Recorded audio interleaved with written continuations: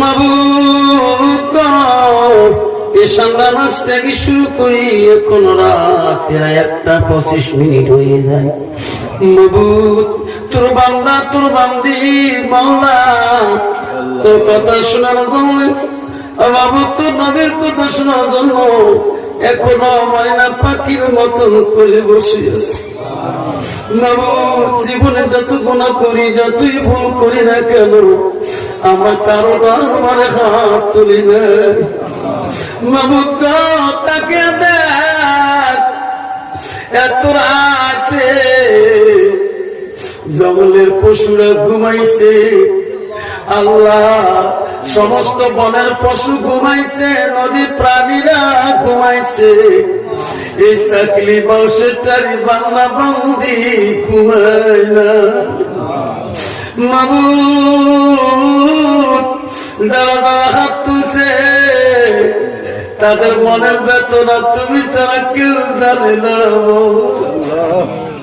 মাওলা গো তার মা নাই, কার আব্বা নাই, আব্বার কবর দেখলে আব্বার কথা মনে পড়ে,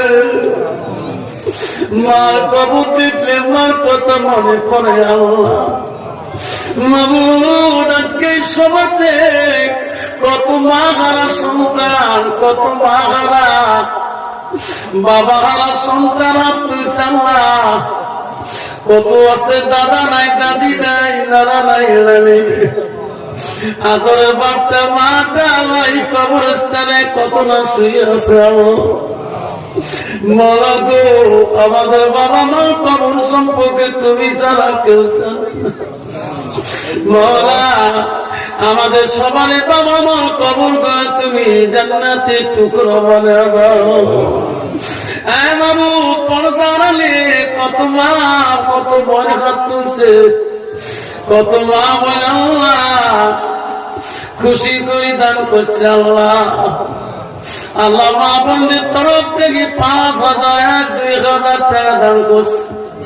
আল্লাহ তোর বান্দারা 10,000 টাকা, আল্লাহ তোর বান্দারা 5,000 আর 2,000, আল্লাহ খুশি মানে 100-200 করে টাকা দান করেছে।